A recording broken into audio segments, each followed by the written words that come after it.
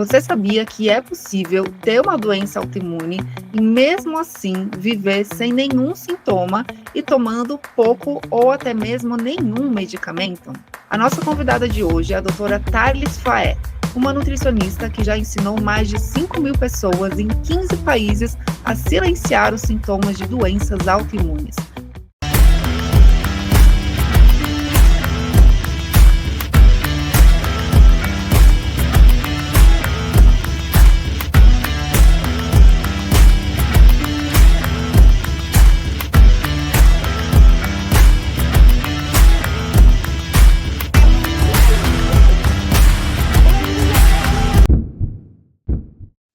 Doutora Tharlis, muito obrigada pela sua participação. Eu adoraria que você começasse contando um pouco mais sobre você, sobre a sua jornada para se tornar uma profissional com essa visão holística, integrativa, e também conta como você começou a trabalhar especificamente com as doenças autoimunes. Isso vai muito ao encontro da minha história pessoal, né? Aos 21 anos, eu tive um câncer linfático, fiz um tratamento convencional, que todo mundo faz ali, quimio, radioterapia.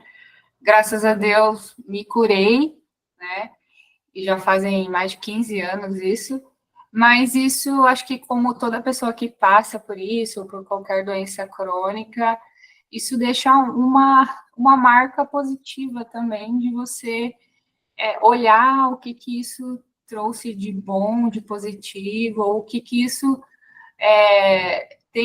tentou me mostrar, ou tentou direcionar o meu caminho, até mesmo dentro da minha profissão, né?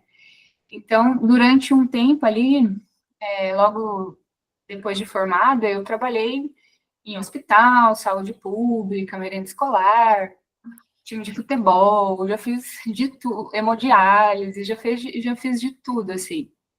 E logo no início também já montei meu consultório e comecei meus atendimentos, mas eu era mais focada em emagrecimento, estética, aquela coisa de nutricionista, a maior parte faz isso, né?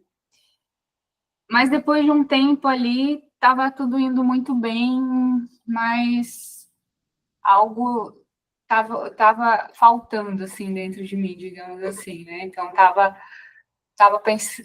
ficava pensando, poxa, mas será que eu passei por tudo isso? Cheguei, tô aqui, tô levando essa mensagem de saúde para as pessoas, mas não era o suficiente, né? Sem desmerecer quem trabalha com emagrecimento, mas para mim já não estava mais fazendo sentido, né? Eu sabia que a nutrição ela tinha muito mais poder do que digamos só aquilo, né?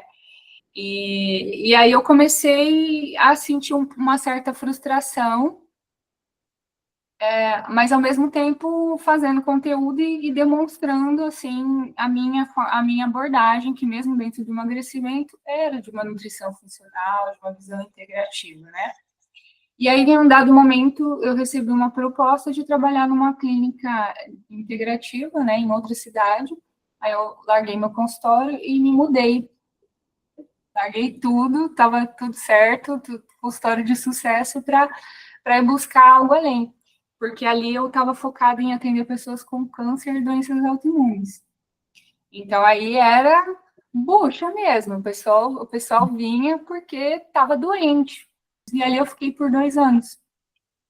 Enquanto isso, buscando, né, a nutrição clínica, daí fiz nutrição esportiva também, fiz medicina chinesa, parte de quântica, eu gosto de estudar um pouco também, PNL, né, todas essas questões, e até para mim mesmo, assim, fui aplicando muita coisa, muitas terapias, e é isso, naturalmente, por buscar para mim, em primeiro lugar, foi me formando como uma profissional que tem essa visão holística, digamos, né, de olhar o ser, uma pessoa como um ser integral, né, como não só como órgãos que estão no mesmo lugar, mas que tudo isso se conecta e que isso se conecta com o nosso pilar mental, espiritual, emocional, né, que não é só o pilar físico. Então, quando a pessoa tem um desajuste ali muito grande em um pilar, por mais que os outros sejam bons, isso pode puxá-la para baixo, né? E atrapalhar ela a conquistar a sua saúde plena de verdade. Então, foi uma coisa natural por desejo pessoal e que automaticamente foi impactando em mim como nutricionista, assim. É uma jornada e tanto. Obrigada por compartilhar, Thales. E conta pra gente o que é, afinal, uma doença autoimune. Uma doença autoimune, eu gosto de falar que o nosso sistema imunológico é como se fosse um sistema, as Forças Armadas, né? Então, Exército, Marinha, Aeronáutica, que estão ali para nos defender, estão sempre apostos para tudo que oferece risco à nossa integridade. Então, coisas pequenas, vírus, bactéria, colocar a mão aqui nessa mesa e levar a boca ou os olhos, a gente não vai adoecer, porque a gente tem um sistema que está ali para nos defender contra isso. E até as situações mais graves também, né, de a pessoa pegar uma dengue, um covid, enfim, todas as situações, a nosso sistema de defesa está aí para entrar em ação.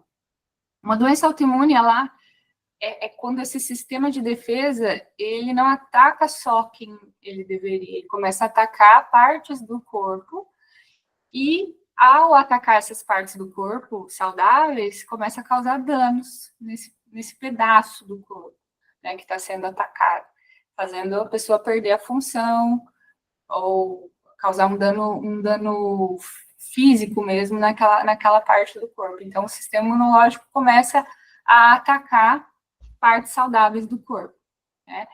Agora, uma diferença, que se a gente for colocar no Google, né, digitar por que isso acontece, né?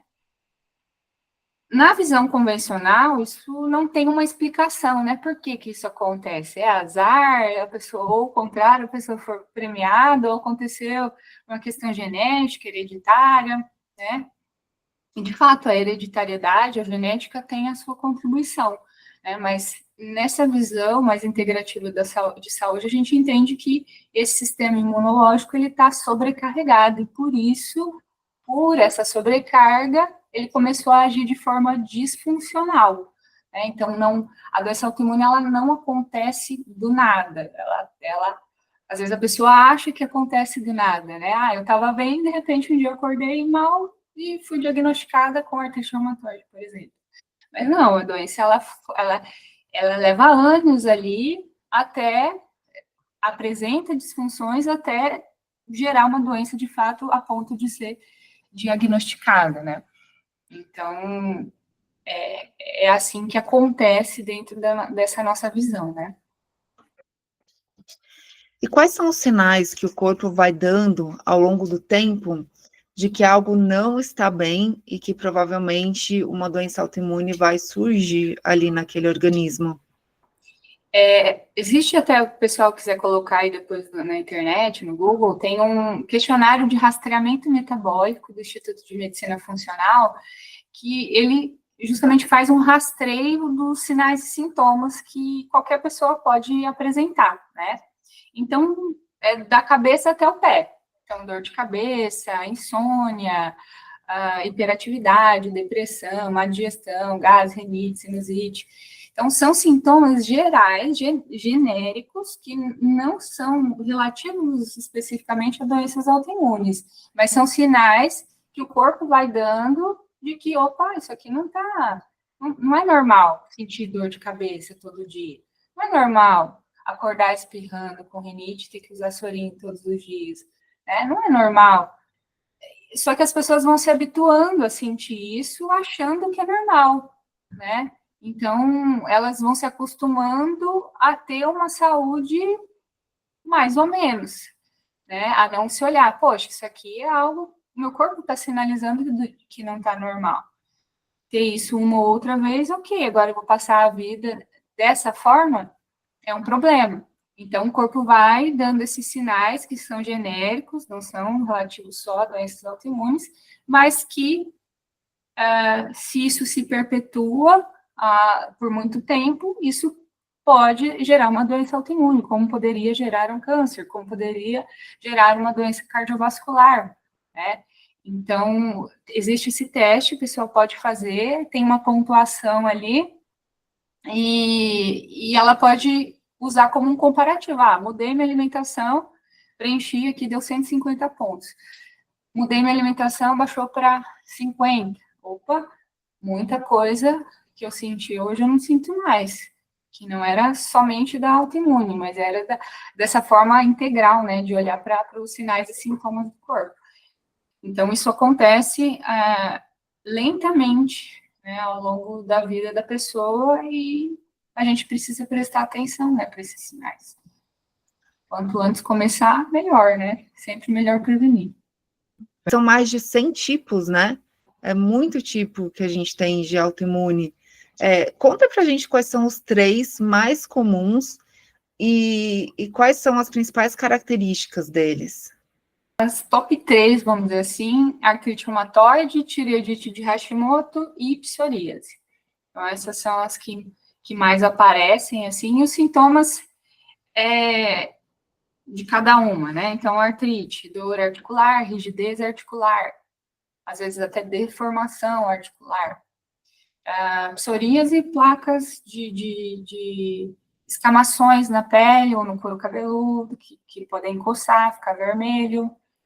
E a tireoidite de Hashimoto, cansaço, fadiga, queda de cabelo, né? Então, aí a pessoa vai tendo esse sintoma, vai até o médico especialista para poder investigar se isso, porventura, é a doença autoimune XYZ, né?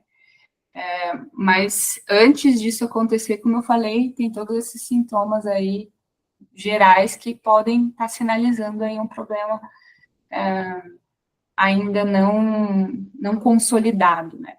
E até por isso, Natália, existe uma estatística que diz que uma pessoa com autoimune, ela passa 5 anos tentando descobrir o que tem.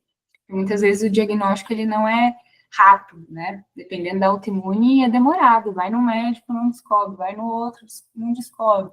Não é porque o médico não é eficiente, mas porque tem coisas que são mais desafiadoras mesmo de diagnosticar. Às vezes o exame não bate com a parte clínica, né? O exame de sangue ou de imagem não bate com a clínica. E aí fica mais demorado para a pessoa entender o que tem, né? Doutora Tarles, e quais são as causas das doenças autoimunes? A gente falou que tem muitos tipos e tem muitas causas também? Bom, aí se a gente for entrar nesse buraco, a gente vai mais embaixo, né? Porque na minha abordagem, né, nessa linha que eu sigo, a causa, o nome é o que menos importa, né? O nome da autoimune, ela reflete o pedaço do corpo em que a autoimune se manifestou, o sintoma, né? E esse sintoma, esse pedaço é o elo frágil, é o ponto fraco, né? Todo mundo tem o seu ponto fraco. E se o ponto fraco da pessoa for a articulação, ela vai ter um problema articular. Se for a pele, ela vai ter uma autoimune de pele, né? Então, isso é muito mais relativo ao ponto fraco do que à origem do problema, que está em fazer esse sistema imunológico ficar em modo de ataque constante, né? Ele está sobrecarregado principalmente pelo estilo de vida que a gente tem hoje, né? E é por isso que a gente vê aumentando tanto. Parece que, até eu que trabalho com isso, antes da pandemia, a gente parece que não via tanto, parece que foi um marco mesmo, para a gente começar a ouvir falar e os diagnósticos aumentarem bastante, né? Seja pela facilidade do diagnóstico, né, por ter mais meios para isso, mas também eu acredito que realmente tem aumentado bastante, sim. E existe um perfil mais comum de pessoa suscetível a ter uma autoimune?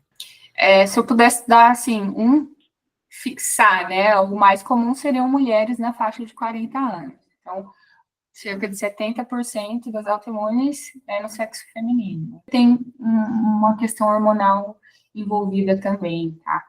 Então, esse seria o tipo. Mas eu vejo que, para mim, chega muito mais pessoas de mais idade, né, 50 a mais, do que abaixo disso. Talvez porque o problema já está mais crônico, está incomodando mais, né?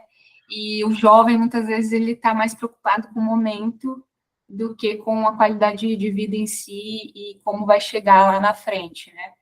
Então, talvez tenha uma relação disso, porque o público, para mim, ele é um pouco mais de idade do que o público-alvo, digamos assim, da autoimune em si, né? Mas teria esse perfil aí. E o que você vê no nosso dia a dia, no nosso estilo de vida, que está causando esse boom de doenças autoimunes?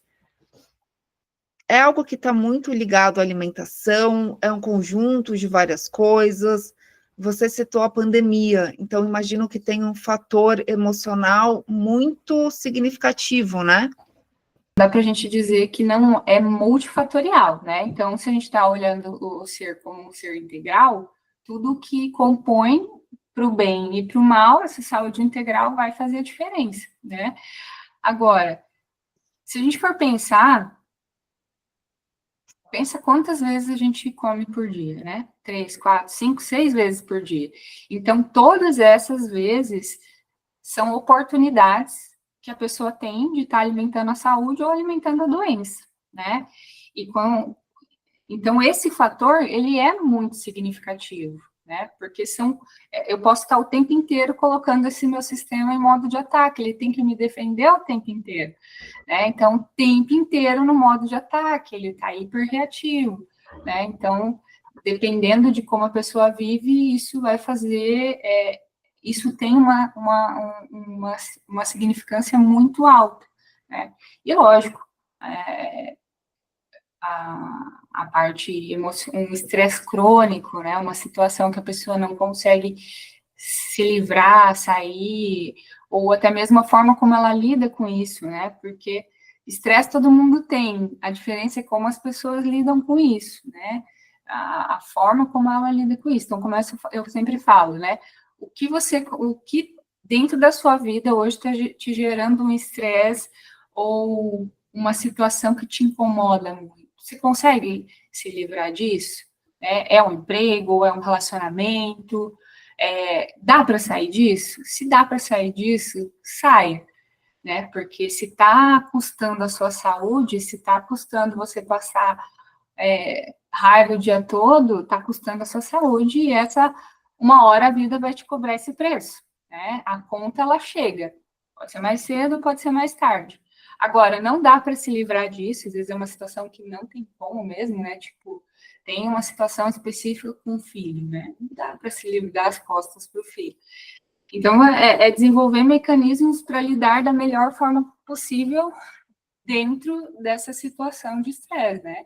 Procurar ajuda, né, de profissionais da área, porque com certeza, eu falo que os anticorpos, né, o sistema de defesa, ele escuta o que a gente pensa e o que a gente fala, né? O Joe Dispenza, né, que você citou ali no começo, ele fala muito sobre isso, né? Na verdade, eu modifiquei uma frase que ele fala que as nossas células, né, estão escutando o que a gente pensa, o que a gente fala. Eu costumo falar que os anticorpos também, né? Então, se a pessoa fica vibrando em situações ruins, de estresse ou de pensamentos, né, eu sou feio, eu sou gordo, eu sou doente, né? Isso o seu corpo vai ouvindo também, e ele vai tomando isso como verdade, né? Então, o meio também é muito importante em todos os sentidos, né? No sentido hábito alimentar e de estilo de vida, mas no sentido emocional, com certeza, né? Então, se tá tóxico, ou sai, ou procura meios de lidar melhor com isso, né? Porque isso vai pesar lá na frente.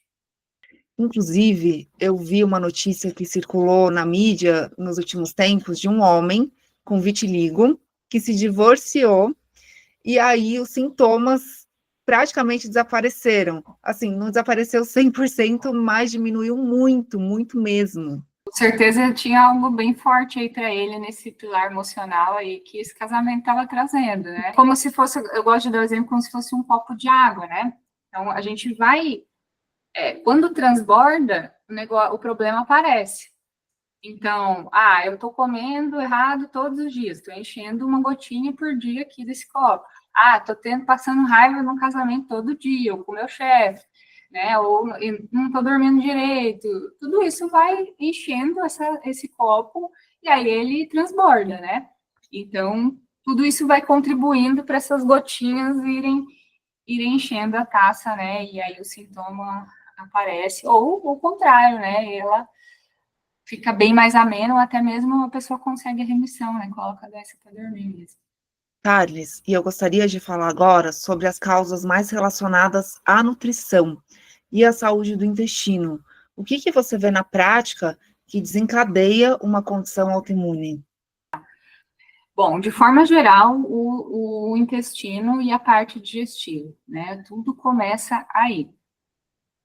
Então, se eu começo não digerindo bem o alimento, seja porque a minha mastigação está ruim, não tenho ácido clorídrico, enzima digestiva, né, não estou fabricando todos os componentes de forma eficiente para esse alimento ser quebrado em pedacinhos pequenininhos, ou também porque a gente não tem alimentos que a gente não tem capacidade mesmo de quebrar em pedacinhos pequenininhos, pela uma própria característica dele, isso junto com o intestino, aí esse alimento chega no intestino, né? Esse intestino, uma condição muito comum à doença autoimune é o leaky gut, né? Que é o intestino hiperpermeável. Então, o intestino, ele tem células que ele deveria ser bem juntas uma na outra, né? Como se fosse tivessem linhas que deixassem esse pontinho bem firme. Mas na pessoa com uma doença autoimune, a gente entende que antes dela ter uma autoimune, ela tem esse intestino hiperpermeável. Então, é como se tivessem fendas entre uma célula intestinal e outra. Aí chega esse alimento grande, mal digerido. Quando eu falo grande, não é visível, é um grande microscópio, tá? Chega esse alimento mal digerido, passa por esse buraco no intestino. Quando ele passa pelo esse buraco, cai no sangue, na corrente sanguínea, e o sistema de defesa entende que deve atacar, porque é algo que não está de um tamanho que ele consegue reconhecer. Então, ele passa a atacar, e aí isso forma imunocomplexos que se depositam em partes específicas do corpo. Então, pode ser na articulação, pode ser na tireoide, pode ser nos nervos, pode ser na pele, pode ser no cabelo, né? Então, a grande questão é, a primeira coisa e a mais importante, a gente corrigir essa disfunção, porque ela que está nutrindo o problema, né? Trabalhar a questão digestiva e esses buracos do intestino, né? Então, o primeiro passo antes de pensar em qualquer coisa é focar nesse pilar, que ele é o fundamental, no meu modo de ver, assim, que sempre está ligado a qualquer autoimune. E quais são os alimentos que mais causam essa permeabilidade intestinal? O maior deles, com certeza, é o glúten, né? O glúten, tem até um professor meu que ele usa o termo que o glúten é um ralador de trigos, né? Então, essas junções que eu falei do intestino, o glúten, ele destrói essas junções. Então, ele é um destruidor de intestino, ele cava buracos no intestino para ele mesmo conseguir passar. E hoje, Natália, o nosso glúten, né, as pessoas às vezes, né, fazem esse questionamento. Poxa, mas por que hoje se fala tão mal disso? E é um alimento sagrado, tem a Bíblia que Jesus dividiu o pão, né, com os apóstolos, isso faz parte da história da humanidade. Mas o fato é que ali nos anos 70, esse trigo foi modificado, né? Então, isso aumentou muito a quantidade de glúten na farinha de trigo, principalmente, né?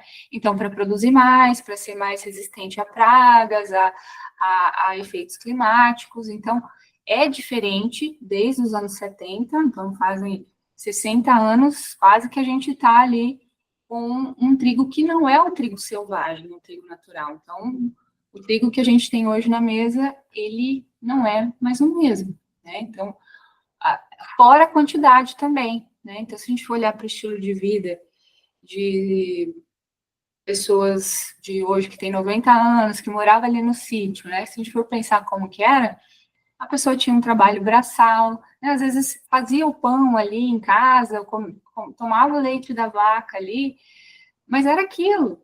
né? Ela vivia ao ar livre, ela andava descalço, ela comia comida no restante do dia, né? Então, digamos que essas gotinhas que fazem encher e transbordar o copo, elas não eram suficientes para causar esse transbordamento, né? Então, hoje existe esse, além da modificação, o próprio leite também, que é uma coisa que é bem danosa também para quem tem uma autoimune, né? Ele também não é mais o mesmo, né? Então, são duas coisas. A característica do alimento em si, que a gente não tem capacidade de digerir completamente, e a forma como ele é hoje, que não é mais o mesmo, né? Então, a vaca, ela não é mais aquela vaquinha que ficava pastando, alguém ia lá, ordenhava direto da teta dela, né? Hoje ela fica confinada, ela toma indutores, né? Ela tem que ser uma vaca produtiva, ela produz muito mais litros de leite do que uma vaca natural ali de pasto, né? Então, é o alimento pela característica dele, o excesso dele e também como ele é hoje em si, né? Então, eu poderia listar esses dois como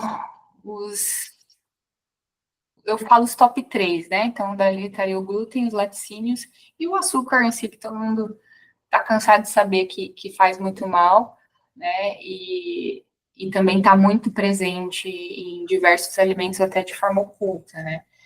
Então, seriam os 3 piores ali para quem quer começar a mudar, diminuir e aí até ir retirando, né? Consumo esporádico. Em relação ao leite, faz sentido trocar o leite comum pelo leite sem lactose? Essa é uma estratégia que funciona? A minha forma de ver, não. Porque a grande questão, esse estímulo do sistema imunológico, essa reação, ela acontece pela parte proteica, né? Então, o leite, ele tem açúcar, que é a lactose, ele tem a proteína, que é a caseína, e mais de 25 frações que tem na soro do leite, e ele tem a gordura. Então, quando você coloca uma enzima no leite para ajudar na digestão da lactose, a proteína continua ali, né? Então, quando a gente pensa em estímulo imunológico, tomar um leite sem lactose não vai ter o impacto que a gente está buscando, né? Então, a pessoa, se ela tem intolerância à lactose, ela tomar algo sem lactose vai fazer com que ela não tenha sintomas relativos à intolerância, que é gases, estufamento, diarreia ou constipação, né? Que ela não digere bem o açúcar do leite. Então, toma a enzima junto, no caso dos lácteos, a indústria coloca a enzima ali, que a gente, o brasileiro, 75% não tem, produz de forma insuficiente, né? Então, quase todo mundo tem algum grau de intolerância à lactose. Mas o impacto da proteína em si, ele não muda, não tem como tirar a proteína. E você vê que as pessoas que têm algum tipo de alergia, que elas não toleram bem alguns alimentos, elas têm mais inclinação, mais risco de desenvolver uma condição autoimune? Isso acontece?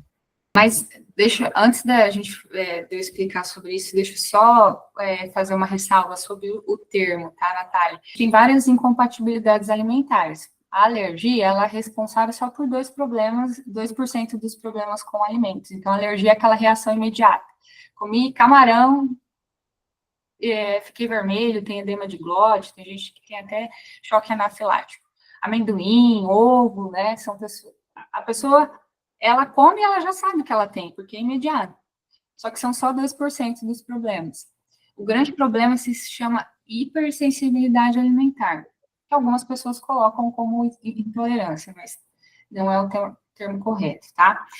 Mas sim, as hipersensibilidades alimentares, a doutora Denise Carreiro, que também é uma grande estudiosa na questão autoimune, ela justamente coloca como uma condição pré-existente.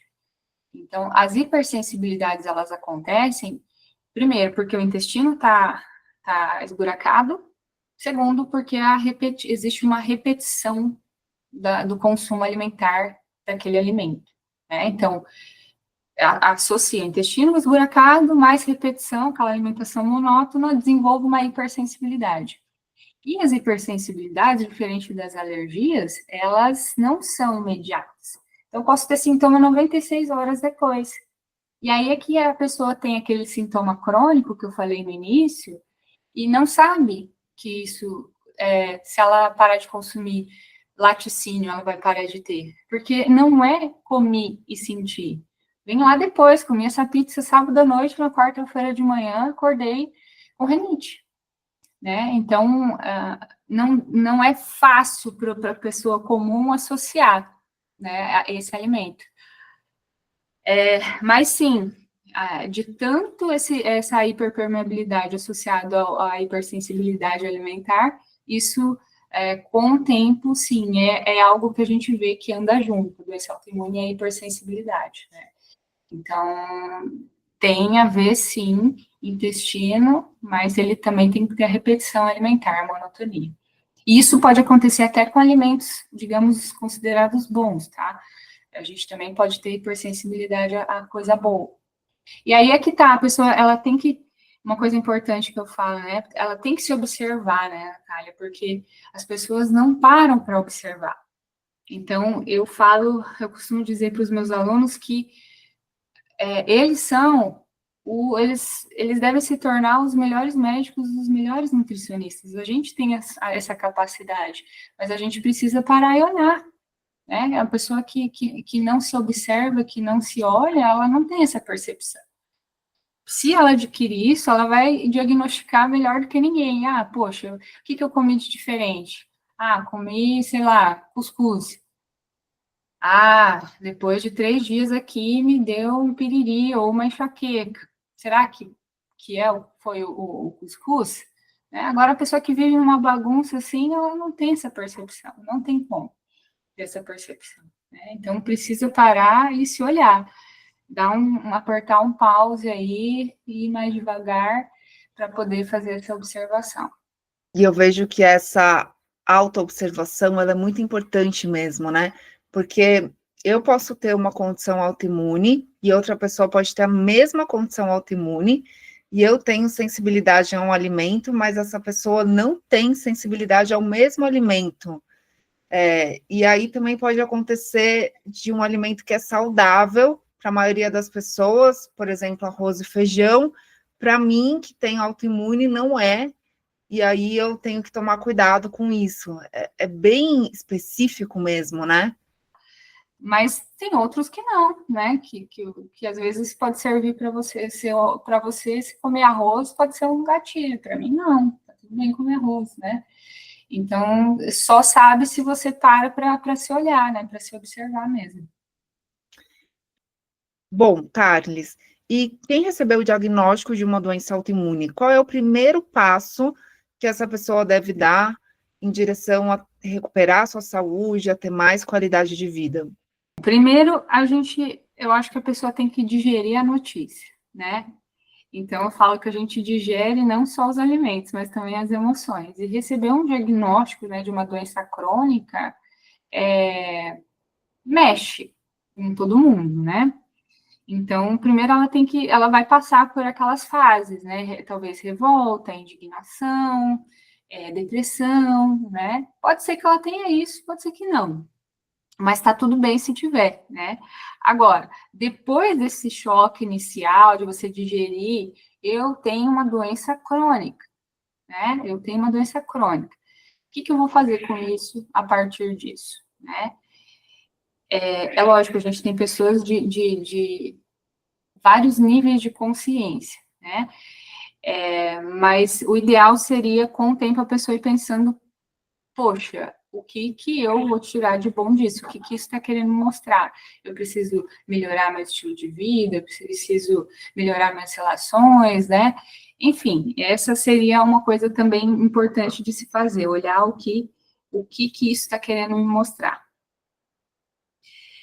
Passado esse período de digestão, é importante, talvez se ela ficou numa fase de luto ali, beleza, sofri, digeri, agora eu preciso fazer alguma coisa, porque ficar me entregar para a situação não vai ajudar em nada, né? Então, eu preciso me movimentar, eu preciso querer começar a agir, eu preciso começar a me cuidar. Então,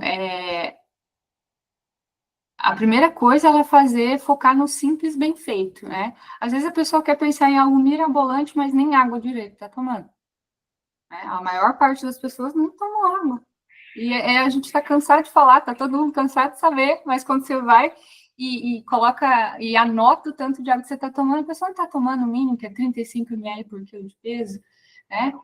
Então, é assim, um passo de cada vez, né? É muita informação, tem muita coisa que pode ser feita, mas eu vou começar e fazer o básico bem feito, fazer o meu melhor dentro das condições que eu tenho. Estou tomando água?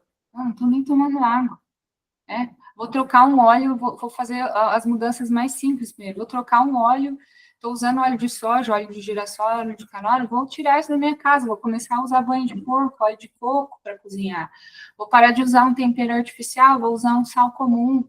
Sabe, pequenas coisas que já fazem toda a diferença. Vou começar uma atividade física, hábitos simples, né? Agora, se ela já está fazendo esse básico bem feito, eu falo que é como se fosse uma cebola, né? Tem muitas camadas. Então, a gente faz primeiro a camada externa, vai melhorando o básico, depois você vai ficando mais consciente, vai adquirindo mais conhecimento, vai aplicando, né? Porque só informação sem ação, obesidade mental, a pessoa não está fazendo nada. Então, ela vai descascando essa cebola e vai mudando. Ah, então agora eu vou ter uma alimentação sem glúten, sem laticínio. Não só tirar o que eu vou colocar no lugar, né? Porque senão a pessoa para de comer glúten, vai na lojinha de produtos naturais, compra um monte de bolo, pão, bolacha sem glúten. Não faz sentido, né? Que você está indo mais ao supermercado, mais no hortifruti, ou você está indo mais na seção de coisa com pacote? Né? Então, colocar o que no lugar, porque para a gente reparar aquele intestino, eu preciso colocar o que é bom também, não só tirar o que é ruim. Né? Então, tem gente que, às vezes, tirou o que é ruim, mas o prato está feio, né? Está branco, está cinza, não tem fruta, não tem verdura, não tem legume, ou às vezes está fazendo uma abordagem que uma conduta que não segue esse ideal, né, que é para o intestino. Pensa no intestino, meu intestino vai gostar dele, meu sistema imunológico vai reconhecer esse alimento, né? Se a gente pensar em voltar ao que era antes, né, a comida da vovó, a pessoa já vai ter grandes chances de acertar, muito maiores, com certeza. E quando a gente fala em comida da vovó, o que a gente está falando especificamente? Porque eu acho que o óbvio precisa ser dito, né? Então, o que é de fato essa alimentação natural e saudável? Acho que a principal coisa é pensar no desembrulhar menos, né? Comer. Primeiro passo, tô comendo pouca coisa de pacote, mais coisa que eu tenho que cozinhar ou descascar. Primeiro ponto, né? Depois disso, uma coisa importante é também ter alguma diversidade, né? Não ser. Porque tem gente que não liga de repetir, mas é importante a gente não repetir tanto para não desenvolver uma hipersensibilidade, né? Então, olhar para toda essa gama de alimentos. Poxa, eu vou comer um cará, um inhame, uma batata doce, uma mandioca, né? Vou fazer um peixe de uma forma diferente, vou tirar preconceitos que às vezes a gente tem. Ah, eu não gosto disso. Ah, eu não gosto de abóbora. Ah, e qual foi a última vez que você comeu abóbora? Ah, nem lembro, acho que eu nunca comi. Como você vai falar que você não gostou se você nem lembra a última vez que você comeu, né? Então, o nosso paladar, ele é mutável, né? Então, às vezes, a gente lá na infância teve o contato negativo com algum tipo de alimento e a gente ficou com o ranço daquele alimento. Né? Precisa dar oportunidade novamente para... Será que... Pode não ser, eu amo isso aqui, mas eu tolero comer isso, né? Eu tinha um problema com kiwi, não gostava de kiwi. E todo mundo gosta de kiwi. Eu falei, gente, como que eu não gosto da fruta que quase todo mundo gosta, que é o kiwi? Insisti algumas vezes, né, e tal. E hoje eu como kiwi, né? Mas hoje eu ainda não como beterraba, né? Então, não como beterraba de jeito nenhum. Tento, às vezes vou lá, provo, deixa eu ver se mudou alguma coisa. Não mudou. Então, a gente pode ter essas... Todo mundo tem as suas aversões e predileções, mas tem gente que tem um paladar muito infantil, né? Ai, não gosta de nada. Então, precisa se esforçar para trabalhar esse paladar. E uma coisa boa para isso, Natália, é alimentos amargos. Então, quem tem paladar infantil gosta de coisa adocicada ou salgada, não gosta de azedo ou amargo. Então, justamente trabalhar o azedo e o amargo vai ajudar a pessoa a ter menos, trabalhar, treinar esse paladar infantil.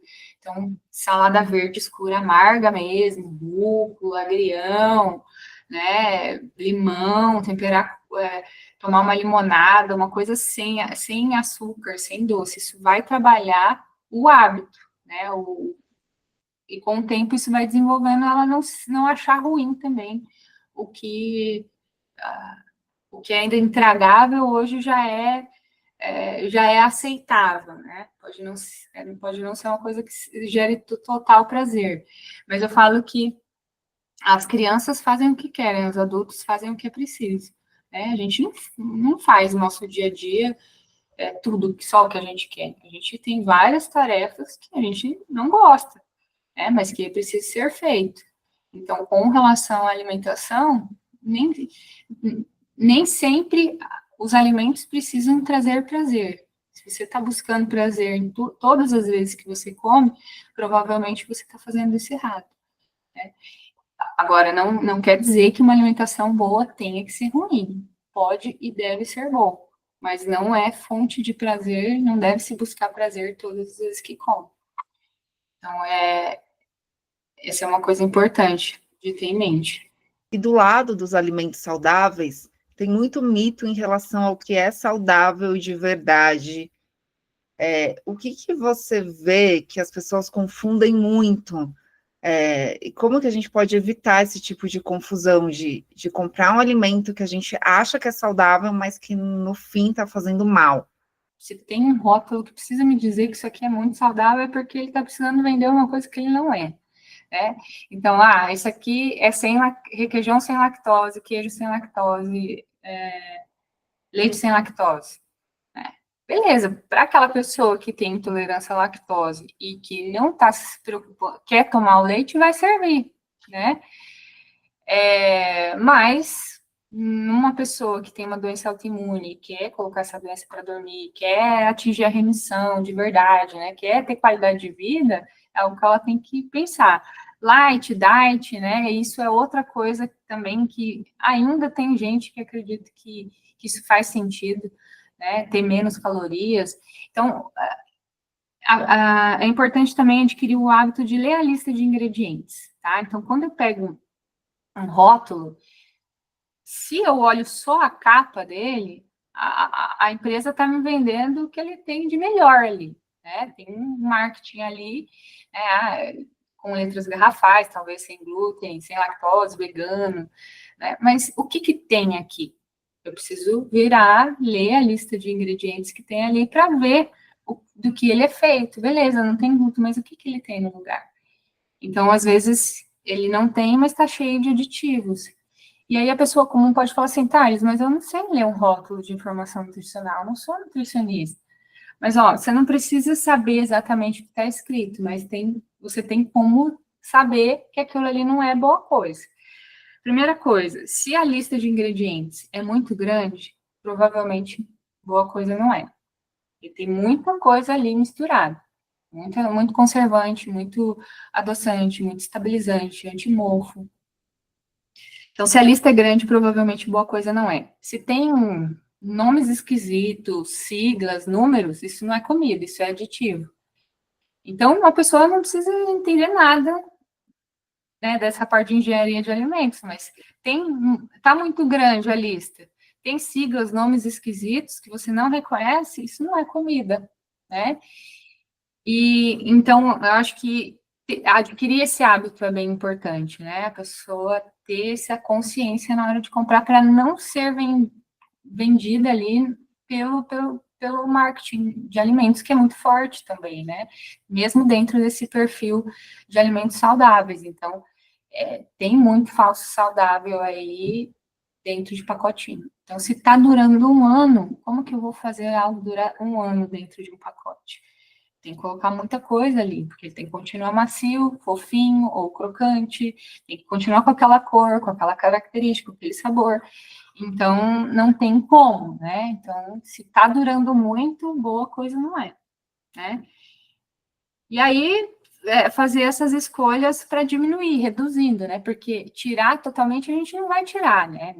Faz parte a gente consumir essas coisas, mas não deve fazer parte do grosso da alimentação, né? E quais são os alimentos saudáveis, naturais, que você recomenda que uma pessoa que tem autoimune, ela coloque, inclua ali na sua rotina alimentar? De forma geral, o que vai nutrir o intestino, né? Que é fruta, verdura e legume. Então, não ter receio de, eu vou comer fruta, fruta é açúcar, não. O problema é o suco, né? E não a fruta em si. Então, comer fruta, 3, 4 frutas por dia, né? Não ter medo de comer esse açúcar que está na fruta integralmente, né? Fazer um prato bom de salada, né? No almoço, no jantar, não ter. Se a pessoa fazer isso, ela já está fazendo grande coisa, porque os alimentos que têm maior densidade nutricional, então tem vitamina, tem mineral, tem composto bioativo, tem antioxidante, tem anti-inflamatório. Então, cada um vai ter a sua característica ali, né? Então, a gente pode falar dos superalimentos, o açafrão tem curcumina, é um superalimento, o gengibre tem gingerol, é um superalimento. É verdade, né? A gente pode lançar mão desses superalimentos. As frutinhas, as berries, né? Que são o mirtilo, framboesa, tem uma capacidade antioxidante grande. Mas só se a pessoa pensar, tem em mente que ela vai comer 3, 4 frutas por dia, vai comer o seu prato de salada no almoço, talvez no jantar, só dela fazer isso com os alimentos que ela tem acesso ali na região dela, no mercado perto da casa dela, né, ela já está fazendo uma grande coisa sem a gente querer gourmetizar compostos bioativos ou coisas assim, né? Para também a pessoa não ficar louca também, preocupada, né? Eu tenho que comer essa aqui, esse aqui, esse aqui, não. Vai no mercado, eu sempre falo assim, vai no mercado, você vai 2 vezes por semana comprar fruta e verdura, se comprometa, não precisa fazer 5 tipos de salada.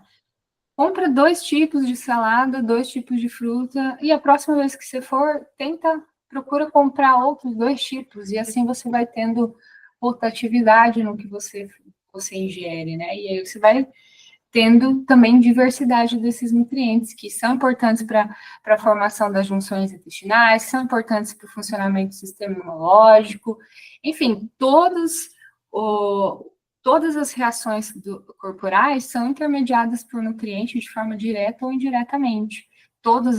A produção de enzimas, neurotransmissores, hormônios, indireta ou diretamente utilizam nutrientes. Então, se isso está em déficit, eu não vou produzir isso de forma suficiente. E se meu corpo já está numa condição inflamatória, com uma doença autoimune ativa, a demanda é muito maior. Então, também preciso dar mais, né? Porque ele está usando mais nessas reações.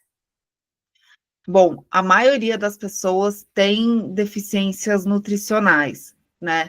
E especificamente no caso da autoimune, tem algum tipo de vitamina, de mineral, enfim, que é mais importante olhar no exame? Se você escolher uma, seria a vitamina D, com certeza, né? Então, também está na boca das pessoas, elas já estão acostumadas a ver esse exame, os médicos convencionais costumam pedir, mas o valor que é colocado como ideal está longe de ser o ideal, né?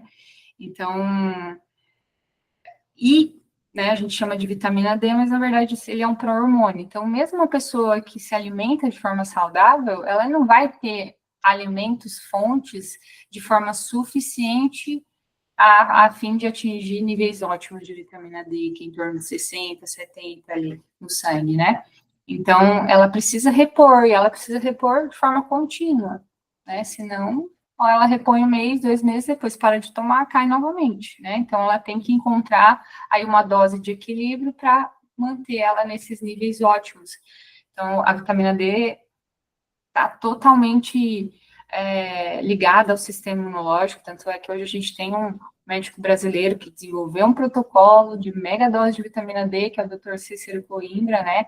De tanto estudar, hoje ele fez esse protocolo, que não é uma coisa, não é essas doses convencionais que a gente toma, são mega doses, é um tratamento mesmo, né? Mas por quê? Porque tem total impacto no sistema imunológico, né? Nas junções intestinais também, enfim, são mais de 80 funções que a vitamina D tem, e que se ela está lá no dedão do pé, não tem como a pessoa ter uma imunidade modulada, né, equilibrada. Então, se eu fosse escolher um principal e mais importante, com certeza seria a vitamina D. E o que você acha da suplementação da glutamina, Thales?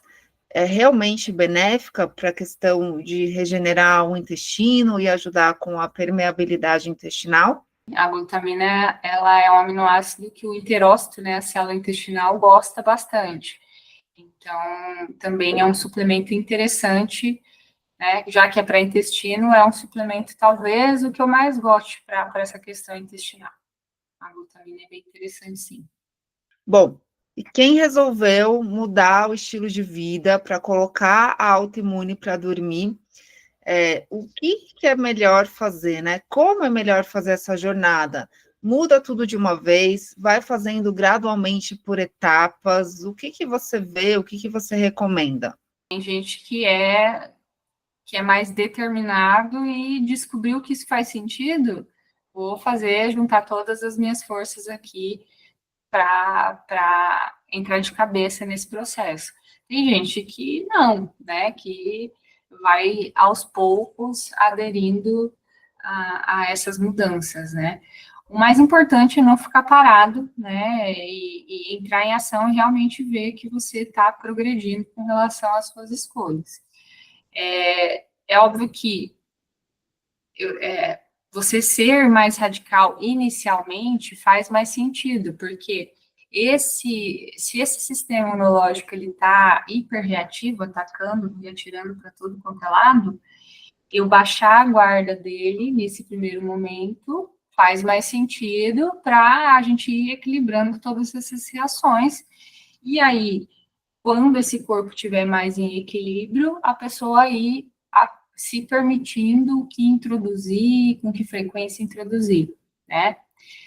Mas nem todo mundo é assim, né? Então, antes feito do que o perfeito. Antes a pessoa começar a fazer e incorporando essas medidas do que ela fazer algo radical que não é sustentável também, né? Então, tem que ser sustentável porque o resultado ele vem da regra e não da exceção.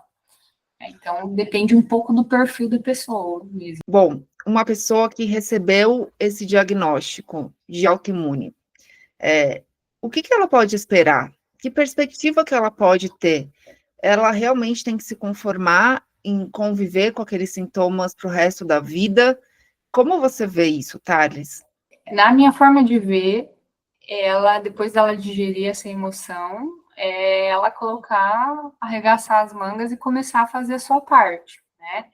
Então, é possível uma pessoa com doença autoimune. Tem uma frase de uma aluna minha até, que eu estava vendo esses dias, né, do depoimento que ela deu, ela falou assim, Thales, eu vou morrer com autoimune, mas eu não vou morrer da autoimune. Então, é uma doença incurável, mas ela pode adormecer e você viver como se ela não tivesse ali, né? Sem sintomas e sem medicamento, né?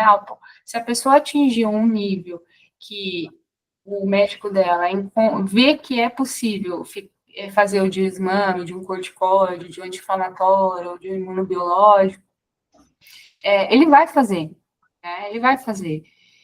Mesmo que ele não acredite que isso seja, a alimentação seja o responsável por essa pessoa ter conseguido isso, ele sabe melhor do que ninguém a consequência do uso desse tipo de fármaco a longo prazo, né? Então, se ele encontrar a possibilidade de ficar sem, de diminuir a dose, ele vai tirar, né?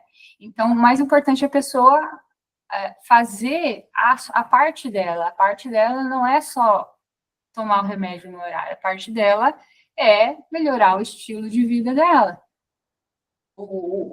Essa máquina aqui é o nosso bem mais precioso. Sem isso funcionando, nada é possível. Nada vai. Então, ela tem que olhar isso como a morada dela, o corpo dela. Ela coloca gasolina adulterada, coloca gasolina ruim no carro, por que vai colocar dentro do corpo?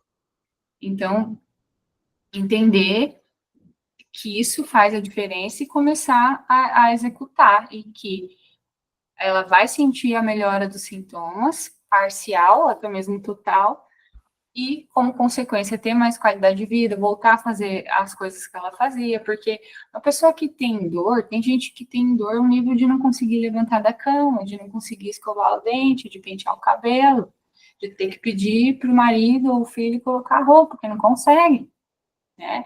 Então, isso é extremamente limitante. Então, a pessoa, ela quer viver isso? Ela quer viver isso, ela quer mudar, ela vai ter que fazer uma escolha, né? E o resultado vem, para uns mais ou para outros menos, mas ele vem, né? Então é importante buscar e não achar que a única responsabilidade que tem é tomar o remédio, que está longe de ser só isso, né? Então é possível viver com uma autoimune como se não tivesse uma autoimune, voltar até a qualidade de vida. É isso que a pessoa tem que buscar. Que a gente está falando aqui de que é possível ter uma condição autoimune e ainda assim não experimentar nenhum sintoma, viver tomando pouquíssimo remédio ou nenhum remédio, é algo que é possível, não é uma hipótese, não é uma esperança, é algo que acontece com muita gente.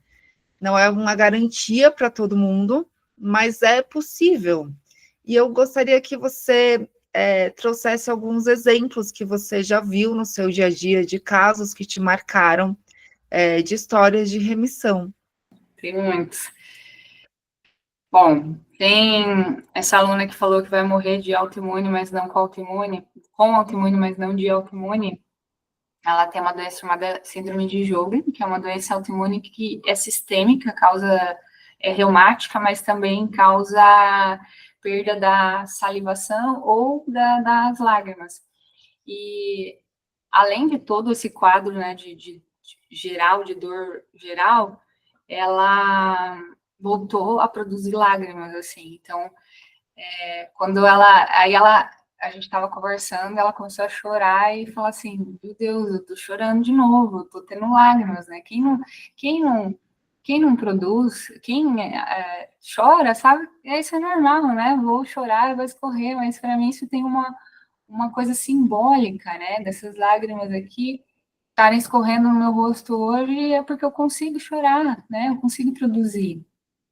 Ou então tem uma outra aluna que, doença de Crohn, 12 anos que ela usava imunobiológico, que é uma classe bem agressiva, assim, de medicamento, e ela conta que ela tinha que parar quando ficava grávida, tinha que parar, porque não podia usar esse medicamento na gestação, enfim, tinha várias complicações. E toda vez que ela voltava a tomar, era um impacto muito grande, assim, para ela. E aí, dentro desse processo, ela teve 3 filhos, né? E ela fala que sempre voltar ao medicamento era extremamente sacrificante para ela, né? Porque tinha muitas reações. E aí, depois desses 12 anos, à base de imunobiológico, o gastro dela desmamou o imunobiológico dela, né? Depois que ela mudou a questão alimentar dela. Enfim, tem muitos casos de lúpus também, de pessoas até que iam. Tem uma aluna também, Ediane, eu me surpreendo, tá, Natália? Às vezes eu vejo assim, meu Deus, é isso mesmo? Deixa eu conferir, né? Deixa eu ver se é isso mesmo, porque até eu fico, caramba, isso foi poderoso. Ia para UTI 3 vezes ao ano, porque já estava atacando a parte neurológica dela, de ela não tá andando de carro, não saber onde estava mesmo, não conseguir voltar para casa, assim. E isso acabou, né? Parece até milagre, assim, às vezes, né? De tanto que tem uns casos muito, muito impactantes, assim. E é uma coisa que sempre quando eu quero, assim, adquirir forças para mim, para continuar fazendo o que eu faço, eu começo a assistir isso, porque eu falo, meu Deus, isso aqui é muito poderoso, não dá para deixar de fazer isso, não, porque o impacto é muito grande, assim. Então, tem casos bem, o pessoal pode até depois ver no meu canal no YouTube, tem ali várias entrevistas que eu fiz também com esses alunos de diferentes autoimunes. Eu acho que a gente é muito ansiosa, né? Então, é uma jornada fazer a remissão de uma condição autoimune, mas ao mesmo tempo existe uma expectativa e uma vontade de saber de quando o tratamento vai dar resultado. Então, o que você pode falar para a gente nesse sentido? Né? Quem começa a mudar o estilo de vida, mudar a alimentação, em quanto tempo essa pessoa pode ter uma melhora nos sintomas? Essa é uma pergunta que eu sempre escuto, recebo, mas ela é realmente bem desafiadora de responder, porque são muitas variáveis, né? Depende muito do que a pessoa está fazendo, quanto ela está se dedicando, o grau que ela estava, né? Enfim, é bem variável, né? Então, às vezes, a pessoa começa ali com um detox de 5 dias, nesse detox ela já tem uma melhoria dos primeiros sintomas, né? E esses primeiros sintomas não necessariamente são da autoimune em si, mas desse geral que eu falei, né? Então, a pessoa tem muita fadiga, tem muita rinite, tem dor de estômago, diarreia todo dia. Às vezes isso são as coisas que são, às vezes, os primeiros sinais, os indícios de que ela está diferente, que ela está melhorando, ela nem sabia como era se sentir dessa forma, né? Então, é muito relativo, assim, dizer em quanto tempo a pessoa atinge a remissão em si, né? Em deixar esses sintomas silenciados. Mas os primeiros sintomas de uma mudança, elas são relativamente rápido de ver, né? Dessas mudanças iniciais aí no estilo de vida dela. Mas o resultado macro em si, né? Que todo mundo busca, é bem variável mesmo, assim, não dá para dizer, podem ser semanas, meses, ou até mais tempo que isso, né? Depende muito. Eu costumo dizer que a pessoa, às vezes, ela passou anos nutrindo a doença, né? E aí não é um mês nutrindo a saúde, que às vezes ela vai restaurar todos esses desequilíbrios que levaram-se anos para serem instalados, né? Então, apesar do nosso corpo ser maravilhoso e ter uma capacidade de se autocurar, de se regenerar, de se organizar muito grande, né? Mas é bem relativo mesmo, exatamente quanto tempo cada pessoa vai levar. Estamos chegando ao fim desse bate-papo, que é muito inspirador, e eu tenho certeza que vai trazer esperança para muita gente. E eu gostaria, doutora Tales, que você falasse do que você vê em relação à atitude, a comportamento, né? A diferença de atitude entre as pessoas que conseguem a remissão dos sintomas da autoimune e as que não conseguem. O que você pode falar nesse sentido? Você falou uma coisa importante aí, que é a esperança, né? Então, eu gosto de falar bastante sobre isso, porque é fundamental a pessoa. Porque às vezes a medicina convencional coloca as formas coloca as coisas de uma forma que, meu, eu já ouvi cada coisa que as pessoas já me contaram cada coisa que elas ouviram, que, meu, é quase uma sentença de tipo, não, você não tem que fazer, te dou mais tanto tempo de vida, ou você é assim mesmo. Então, a pessoa tem que ter uma mentalidade de não aceitar no sentido positivo, não de não aceitar a doença, mas de não aceitar essa condição de vida. Então, ela tem que estar com vontade de fazer algo a mais. E se essa vontade ainda não existe, isso pode ser desenvolvido também, né? Não necessariamente todo mundo chega super motivado e acreditando, mas isso é treinável, né? Então, à medida que ela vê que é possível, que outras pessoas conseguiram, né? Eu acho que é a primeira coisa. Alguém conseguiu?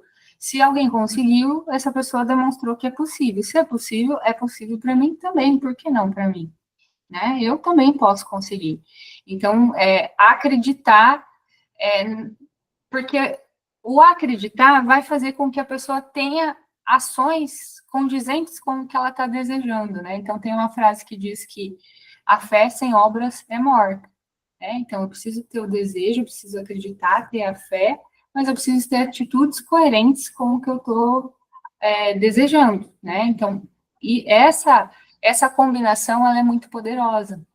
E quando eu entrevisto os meus alunos que chegaram lá, e eu gosto de analisar também como essas pessoas pensavam, o que passava na mente delas durante o processo, né? E realmente eu consegui ver, isso não é um estudo, digamos assim, né, padronizado, é observação minha, né? Mas eu vejo que essas pessoas, elas acreditaram, confiaram no processo, confiaram no que elas estavam fazendo, no que foi passado para elas, e isso também tem que fazer sentido. Então, a informação, por isso que eu falo que a informação é importante, né? A pessoa receber uma prescrição sem entender o porquê do que está ali, isso tende a ter os dias contados. Então, tem que ter uma racionalidade, ela tem que entender o que cada alimento está fazendo no corpo dela, qual o impacto que isso está gerando. Isso vai dar muito mais recursos para ela executar, né? Então, a ação e acreditar que é possível e se preencher de pessoas que estão nessa também, né? Porque, como a gente falou ali no início, se ela está ao redor de pessoas que só colocam ela para baixo, ou que não apoiam no que ela está fazendo, ou que não acreditam, ou que, enfim, só sabe dizer coisas negativas, ou essas pessoas que fazem parte, eu costumo dizer, os grupinhos de autoimune, né? Facebook, WhatsApp, tem isso.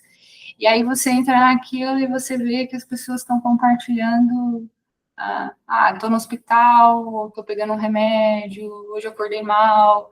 E aí você às vezes nem tá num dia ruim, mas você entra ali, você fica vendo aquela coisa ruim, aquela energia de doença, e aí você não começa a ficar para baixo também, né? Então, é importante dar uma filtrada nisso aí, né? Ver o que isso está me fazendo bem. Está me fazendo bem a companhia dessa pessoa? Está me fazendo bem fazer parte desse grupo? Está me fazendo bem isso, isso, isso e aquilo? Repensa o que está sendo positivo, o que não está, se está agregando, se não está, né? Então, buscar fazer parte de círculos de pessoas que estão nessa mesma situação e que querem algo mais, que estão fazendo algo mais, né? Porque a tristeza, a desmotivação, a desesperança, isso é contagiante, mas o contrário também é contagiante, né? Então, o meio, ele é importante e a gente pode buscar estar em ambientes melhores também, né? Porque a doença já não é fácil, você ainda vai ficar remoendo, né, esse pensamento e essas pessoas que estão nessa energia de doença, né? Então, talvez não seja a melhor coisa. Então, atitudes, acreditar e o círculo, né, fazer parte de um círculo aí também é importante. E por fim, você lidera uma comunidade que é carinhosamente chamada de Família Remissão, de milhares de pessoas que estão te acompanhando e aprendendo como colocar os sintomas para dormir, a viver sem dor, a viver sem remédio. Como as pessoas podem aprender mais sobre isso, acompanhar o seu trabalho? Fala para a gente de que forma você trabalha e como as pessoas podem entender e saber mais sobre isso. Então, eu estou em todas as redes sociais, no YouTube, Facebook, Instagram, TikTok. O pessoal consegue me achar, né, por Tarlis Faé Nutri.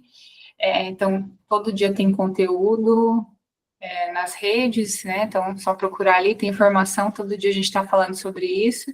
Aí chamo o pessoal, né, a Família Remissão, os seguidores de Família Remissão, né? Então, quem tá nessa energia acredita que isso é possível e quer fazer parte disso, é só me seguir. E aí eu também tenho um método pago, né, que é o método MPR, então onde eu dou um passo a passo alimentar ali, para o pessoal que quer ter um direcionamento, quer saber o que fazer. Hoje é muita informação também, né? Então, cada um fala uma coisa e às vezes a pessoa tem acesso, mas não sabe o que fazer, né?